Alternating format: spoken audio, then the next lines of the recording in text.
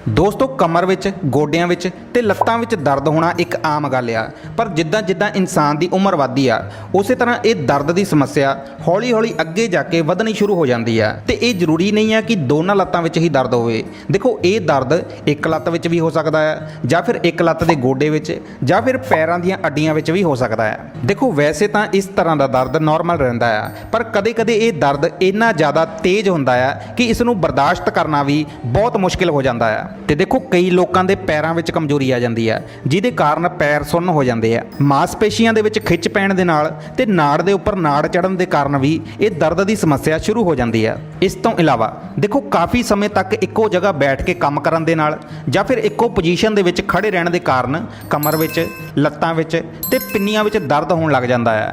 ਦੇਖੋ ਜੇ ਦਰਦ ਹਲਕਾ ਜਿਹਾ ਹੁੰਦਾ ਆ ਤਾਂ ਕੁਝ ਸਮੇਂ ਬਾਅਦ ਆਪਣੇ ਆਪ ਘਟ ਜਾਂਦਾ ਆ। ਪਰ ਦੇਖੋ ਜੇਕਰ ਦਰਦ ਬਹੁਤ ਜ਼ਿਆਦਾ ਤੇਜ਼ ਹੁੰਦਾ ਆ ਤੇ ਆਰਾਮ ਕਰਨ ਦੇ ਬਾਵਜੂਦ ਵੀ ਇਹ ਦਰਦ ਵੱਧ ਰਿਹਾ ਆ, ਤਾਂ ਦੇਖੋ ਤੁਸੀਂ ਇਸ ਨੂੰ ਕਦੇ ਵੀ ਇਗਨੋਰ ਨਾ ਕਰੋ, ਕਿਉਂਕਿ ਹੋ ਸਕਦਾ ਹੈ ਕਿ ਇਹ ਕਿਸੇ ਗੰਭੀਰ ਬਿਮਾਰੀ ਦੀ ਨਿਸ਼ਾਨੀ ਹੋਵੇ। ਤਾਂ ਦੋਸਤੋ ਅੱਜ ਅਸੀਂ ਤੁਹਾਨੂੰ ਇੱਕ ਐਸੇ ਘਰੇਲੂ ਰਾਮਬਾਣ ਜ਼ਬਰਦਸਤ ਨੁਸਖੇ ਦੇ ਬਾਰੇ ਦੱਸਾਂਗੇ ਜਿਸ ਦੇ ਇਸਤੇਮਾਲ ਕਰਨ ਦੇ ਨਾਲ ਤੁਸੀਂ ਇਸ ਤਰ੍ਹਾਂ ਦੇ ਦਰਦ ਦੀ ਸਮੱਸਿਆ ਤੋਂ ਛੁਟਕਾਰਾ ਪਾ ਸਕਦੇ ਹਾਂ। ਤਾਂ ਦੋਸਤੋ ਇਸ ਘਰੇਲੂ ਜ਼ਬਰਦਸਤ ਨੁਸਖੇ ਨੂੰ ਤਿਆਰ ਕਰਨ ਲਈ ਸਾਨੂੰ 3 ਚੀਜ਼ਾਂ ਦੀ ਜ਼ਰੂਰਤ ਆ। ਦੇਖੋ ਸਭ ਤੋਂ ਪਹਿਲੇ ਨੰਬਰ ਤੇ ਜੋ ਚੀਜ਼ ਸਾਨੂੰ ਚਾਹੀਦੀ ਆ ਉਹ ਹੈ ਸਰੋਂ ਦੀ ਖਲ, ਜੋ ਕਿ ਤੁਹਾਨੂੰ ਕਿਸੇ ਵੀ ਪੰਸਾਰੀ ਦੀ ਦੁਕਾਨ ਤੋਂ ਬੜੀ ਆਸਾਨੀ ਨਾਲ ਮਿਲ ਜੇਗੀ। ਤੇ ਮੈਂ ਤੁਹਾਨੂੰ ਦੱਸ ਦਵਾਂ ਕਿ ਇਸੇ ਸਰੋਂ ਦੀ ਖਲ ਨੂੰ ਪੀ ਕੇ ਇਸ ਤੋਂ ਸਰੋਂ ਦਾ ਤੇਲ ਤਿਆਰ ਕੀਤਾ ਜਾਂਦਾ ਹੈ। ਤਾਂ ਦੇਖੋ ਤੁਸੀਂ 100 ਗ੍ਰਾਮ ਸਰੋਂ ਦੀ ਖਲ ਲੈਣੀ ਆ। ਇਸ ਤੋਂ ਬਾਅਦ ਦੂਸਰੀ ਚੀਜ਼ ਜੋ ਸਾਨੂੰ ਚਾਹੀਦੀ ਆ ਉਹ ਹੈ ਪੀਸੀ ਹੋਈ ਹਲਦੀ। ਤੇ ਇੱਕ ਗੱਲ ਦਾ ਖਾਸ ਧਿਆਨ ਰੱਖਣਾ ਆ ਕਿ ਹਲਦੀ ਅਸੀਂ ਸਾਬਤੀ ਗੱਠ ਵਾਲੀ ਲੈ ਕੇ ਆਣੀ ਆ ਤੇ ਉਸ ਨੂੰ ਘਰ ਲਿਆ ਕੇ ਪੀਸਣਾ ਆ। ਤਾਂ ਦੇਖੋ ਤੁਸੀਂ 20 ਗ੍ਰਾਮ ਪੀਸੀ ਹੋਈ ਹਲਦੀ ਲੈਣੀ ਆ। ਤੇ ਇਸ ਦੇ ਨਾਲ ਹੀ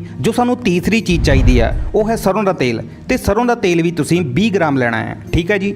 ਤਾਂ ਦੋਸਤੋ ਹੁਣ ਤੁਸੀਂ ਕੀ ਕਰਨਾ ਹੈ, ਦੇਖੋ ਸਭ ਤੋਂ ਪਹਿਲਾਂ ਰਾਤ ਨੂੰ ਇਸ ਸਰੋਂ ਦੀ ਖਲ ਨੂੰ ਤੁਸੀਂ ਪਾਣੀ ਦੇ ਵਿੱਚ ਭਿਉਂ ਕੇ ਰੱਖ ਦੇਣਾ ਹੈ। ਤੇ ਤੁਸੀਂ ਸਰੋਂ ਦੀ ਖਲ ਨੂੰ ਉਨੇ ਕੁ ਹੀ ਪਾਣੀ ਦੇ ਵਿੱਚ ਭਿਉਣਾ ਹੈ ਕਿ ਜਿੰਨੇ ਕੁ ਪਾਣੀ ਦੇ ਵਿੱਚ ਇਹ ਖਲ ਡੁੱਬ ਜਾਵੇ। ਦੇਖੋ ਜਦੋਂ ਤੁਸੀਂ ਇਸ ਖਲ ਨੂੰ ਰਾਤ ਨੂੰ ਪਾਣੀ ਦੇ ਵਿੱਚ ਭਿਉਂ ਕੇ ਰੱਖ ਦਿੱਤਾ ਤਾਂ ਸਵੇਰੇ ਇਹ ਖਲ ਪਾਣੀ ਦੇ ਵਿੱਚ ਫੁੱਲ ਕੇ ਦੁੱਗਣੀ ਹੋ ਜਾਂਦੀ ਆ। ਇਸ ਤੋਂ ਬਾਅਦ ਦੇਖੋ ਹੁਣ ਤੁਸੀਂ ਕੀ ਕਰਨਾ ਆ, ਤੁਸੀਂ ਇੱਕ ਲੋਹੇ ਦੀ ਕੜਾਹੀ ਲੈਣੀ ਆ। ਇਸ ਤੋਂ ਬਾਅਦ ਦੇਖੋ ਹੁਣ ਤੁਸੀਂ ਇਸ ਕੜਾਹੀ ਦੇ ਵਿੱਚ 20 ਗ੍ਰਾਮ ਸਰੋਂ ਦਾ ਤੇਲ ਪਾਣਾ ਹੈ ਤੇ ਇਸ ਤੇਲ ਨੂੰ ਚੰਗੀ ਤਰ੍ਹਾਂ ਗਰਮ ਕਰਨਾ ਹੈ। ਤੇ ਜਦੋਂ ਤੇਲ ਚੰਗੀ ਤਰ੍ਹਾਂ ਗਰਮ ਹੋ ਗਿਆ ਤਾਂ ਉਸ ਵਿੱਚ ਤੁਸੀਂ 20 ਗ੍ਰਾਮ ਪੀਸੀ ਹੋਈ ਹਲਦੀ ਪਾਣੀ ਹੈ। ਤੇ ਇਸ ਦੇ ਨਾਲ ਹੀ ਇਸ ਰਾਤ ਨੂੰ ਭਿਉਂ ਕੇ ਰੱਖੀ ਹੋਈ ਇਸ ਸਰੋਂ ਦੀ ਖਲ ਨੂੰ ਵੀ ਤੁਸੀਂ ਕੜਾਹੀ ਦੇ ਵਿੱਚ ਪਾਣਾ ਹੈ। ਤੇ ਹੁਣ ਤੁਸੀਂ ਇਸ ਨੂੰ ਚੰਗੀ ਤਰ੍ਹਾਂ ਪਕਾਣਾ ਹੈ, ਜਿੱਦਾਂ ਕਿ ਅਸੀਂ ਹਲਵੇ ਨੂੰ ਪਕਾਉਂਦੇ ਹਾਂ। ਤੇ ਇਹਨੂੰ ਨਾਲ ਨਾਲ ਤੁਸੀਂ ਚੰਗੀ ਤਰ੍ਹਾਂ ਹਿਲਾਉਂਦੇ ਰਹੋ। ਇਹਨੂੰ ਚੰਗੀ ਤਰ੍ਹਾਂ ਪਕਾ ਕੇ ਤੁਸੀਂ ਬਸ ਇਸ ਦਾ ਇੱਕ ਪੇਸਟ ਤਿਆਰ ਕਰ ਲਵੋ। ਤਾਂ ਦੋਸਤੋ ਜਦੋਂ ਇਹ ਚੀਜ਼ਾਂ ਪੱਕ ਕੇ ਇਹਨਾਂ ਦਾ ਪੇਸਟ ਤਿਆਰ ਹੋ ਗਿਆ ਤਾਂ ਸਮਝੋ ਕਿ ਇਹ ਤੁਹਾਡਾ ਨੁਸਖਾ ਬਣ ਕੇ ਤਿਆਰ ਹੋ ਚੁੱਕਾ ਹੈ। ਦੇਖੋ ਇਸ ਪੇਸਟ ਨੂੰ ਅਸੀਂ 2 ਤਰੀਕਿਆਂ ਦੇ ਨਾਲ ਇਸਤੇਮਾਲ ਕਰ ਸਕਦੇ ਹਾਂ। ਦੇਖੋ ਪਹਿਲਾ ਤਾਂ ਇਹ ਆ ਕਿ ਅਸੀਂ ਇਸ ਪੇਸਟ ਨੂੰ ਦਰਦ ਵਾਲੇ ਹਿੱਸੇ ਤੇ ਲਗਾ ਸਕਦੇ ਹਾਂ,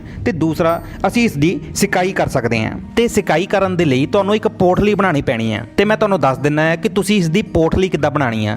ਦੇਖੋ ਤੁਸੀਂ ਸਭ ਤੋਂ ਪਹਿਲਾਂ ਇੱਕ ਕਾਟਨ ਦਾ ਕੱਪੜਾ ਲੈਣਾ ਹੈ, ਜਾਣੀ ਕਿ ਇੱਕ ਮਲਮਲ ਦਾ ਕੱਪੜਾ ਲੈਣਾ ਹੈ। ਤੇ ਉਸ ਕੱਪੜੇ ਦੀਆਂ ਤੁਸੀਂ 3 ਤੋਂ 4 ਤਹਿਾਂ ਲਗਾਉਣੀਆਂ ਹੈ। ਇਸ ਤੋਂ ਬਾਅਦ ਤੁਸੀਂ ਇਸ ਤਿਆਰ ਕੀਤੇ ਹੋਏ ਪੇਸਟ ਨੂੰ ਚੰਗੀ ਤਰ੍ਹਾਂ ਗਰਮ ਕਰਕੇ ਇਸ ਕੱਪੜੇ ਦੇ ਵਿਚਕਾਰ ਪਾਣਾ ਹੈ। ਇਸ ਤੋਂ ਬਾਅਦ ਆਲੇ ਦੁਆਲੇ ਤੋਂ ਕੱਪੜਾ ਇਕੱਠਾ ਕਰਕੇ ਉਹਨੂੰ ਉੱਪਰ ਦੀ ਇੱਕ ਗੱਠ ਦੇ ਦੇਣੀ ਹੈ। ਦੇਖੋ ਜਿਵੇਂ ਕਿ ਤੁਸੀਂ ਦੇਖਿਆ ਹੋਵੇਗਾ ਕਿ ਇੱਕ ਜਲੇਬੀਆਂ ਬਣਾਉਣ ਵਾਲੇ ਨੇ ਆਪਣਾ ਉਹ ਜਲੇਬੀਆਂ ਬਣਾਉਣ ਵਾਲਾ ਸਾਰਾ ਮਟੀਰੀਅਲ ਉਸ ਇੱਕ ਕੱਪੜੇ ਦੇ ਵਿੱਚ ਪਾ ਕੇ ਉੱਪਰ ਦੀ ਮੁੱਠੀ ਨਾਲ ਫੜਿਆ ਹੁੰਦਾ ਹੈ। ਦੇਖੋ ਇਸੇ ਤਰੀਕੇ ਦੇ ਨਾਲ ਤੁਸੀਂ ਵੀ ਆਪਣਾ ਇਹ ਸਾਰਾ ਪੇਸਟ ਉਸ ਕੱਪੜੇ ਦੇ ਵਿੱਚ ਪਾ ਕੇ ਉੱਪਰ ਦੀ ਇੱਕ ਗੱਠ ਦੇਣੀ ਹੈ, ਠੀਕ ਹੈ ਜੀ। ਉਸ ਤੋਂ ਬਾਅਦ ਦੇਖੋ ਹੁਣ ਤੁਸੀਂ ਇਸ ਪੋਟਲੀ ਦੇ ਨਾਲ ਸਿਕਾਈ ਕਰਨੀ ਹੈ, ਜਾਣੀ ਕਿ ਦਰਦ ਵਾਲੇ ਹਿੱਸੇ ਤੇ ਸੇਕ ਦੇਣਾ ਹੈ। ਤੇ ਦੇਖੋ ਜਿੰਨਾ ਸੇਕ ਤੁਹਾਨੂੰ ਸਹਿਣ ਹੁੰਦਾ ਹੋਵੇ ਉਨੀ ਹੀ ਪੋਟਲੀ ਗਰਮ ਰੱਖੋ, ਜਾਣੀ ਕਿ ਇਹ ਨਹੀਂ ਕਿ ਤੁਸੀਂ ਜ਼ਬਰਦਸਤੀ ਜ਼ਿਆਦਾ ਸੇਕ ਦੇਣਾ ਹੈ। ਦੋਸਤੋ ਜੇਕਰ ਤੁਹਾਡੇ ਸਰੀਰ ਦੇ ਕਿਸੇ ਵੀ ਹਿੱਸੇ ਵਿੱਚ ਸੋਜਿਸ਼ ਹੋਵੇ ਜਾਂ ਦਰਦ ਹੋਵੇ ਤਾਂ ਤੁਸੀਂ ਇਸ ਪੇਸਟ ਦੀ ਪੋਟਲੀ ਬਣਾ ਕੇ ਸਿਕਾਈ ਕਰੋ। ਦੇਖੋ ਇੱਕ ਤਾਂ ਇਸ ਨਾਲ ਸੋਜਿਸ਼ ਘਟਦੀ ਆ ਤੇ ਦੂਸਰਾ ਸਾਨੂੰ ਦਰਦ ਤੋਂ ਆਰਾਮ ਮਿਲਦਾ ਆ, ਤੇ ਨਾਲ ਹੀ ਤੁਸੀਂ ਇਸ ਤਰ੍ਹਾਂ ਦੇ ਦਰਦਾਂ ਦੀ ਸਮੱਸਿਆ ਤੋਂ ਛੁਟਕਾਰਾ ਪਾ ਲੈਂਦੇ ਹੋ। ਤੇ ਮੈਂ ਤੁਹਾਨੂੰ ਦੱਸ ਦੇਵਾਂ ਕਿ ਇਸ ਪੇਸਟ ਨੂੰ ਤਿਆਰ ਕਰਨ ਤੋਂ ਬਾਅਦ